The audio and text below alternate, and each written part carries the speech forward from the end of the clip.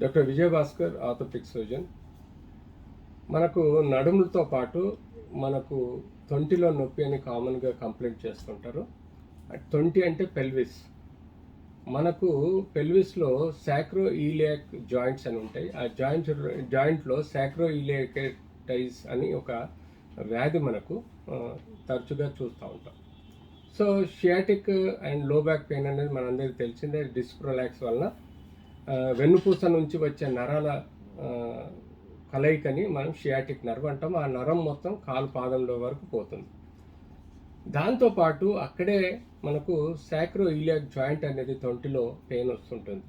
ఆ పెయిన్ని మనం డిఫరెన్షియేషన్ చేసుకోవాల్సిన అవసరం ఉంటుంది. ఎందుకంటే sacro iliac joint pain, sciatic pain almost పక్కనే కనపడతాయి. సో బట్ టెస్ట్లో మనం వేరియబుల్గా ఉంటుంది.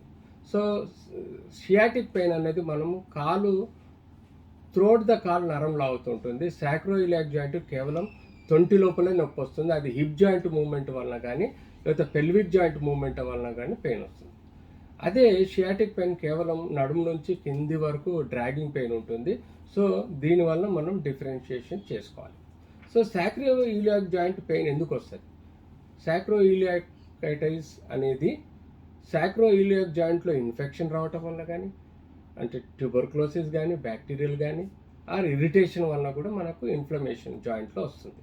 దాంతోపాటు ట్రొమాటిక్ అంటే ఇంజరీ వలన కూడా సాక్రో ఈలియాక్ జాయింట్లో కొంత మేరకు దెబ్బతిని స్పేస్లో బ్లడ్ క్లాట్ అక్కడ గుమిగూడి అక్కడ ఇన్ఫెక్షన్ కానీ లోకలైజ్డ్ ఇరిటేషన్ వల్ల కూడా సాక్రో iliac joint irritation are inflammation రావచ్చు.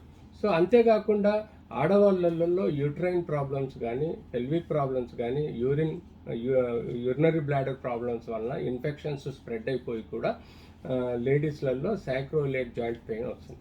సో ఇలాంటివన్నీ మనము యూజువల్గా కొన్ని బేసిక్ రక్త పరీక్షలు చేసుకుంటూ ఎక్స్రే, ఎంఆర్ఐ, సిటీ వల్ల మనకు సాక్రో ఈలియాక్ జాయింట్లో ఉన్న డిఫరెన్స్ ప్రాబ్లమ్ని రూల్ అవుట్ చేసుకుని తద్వారా మనము అప్రాప్రియేట్ లెవెల్స్లో treatment, bed rest, pain killers, antibiotic, splint, అంతేకాకుండా కొన్ని రోజుల తర్వాత మంచి అంటే పెయిన్ తగ్గిన తర్వాత కొంత ఫిజియోథెరపీ ట్రీట్మెంట్ ఇవ్వటం వల్ల యథావిధిగా మళ్ళీ సాక్రో ఈలియాక్ జాయింట్ నార్మల్గా ఇన్ఫ్లమేషన్ తగ్గి యథావిధిగా వాళ్ళు పనిచేసుకోవచ్చు.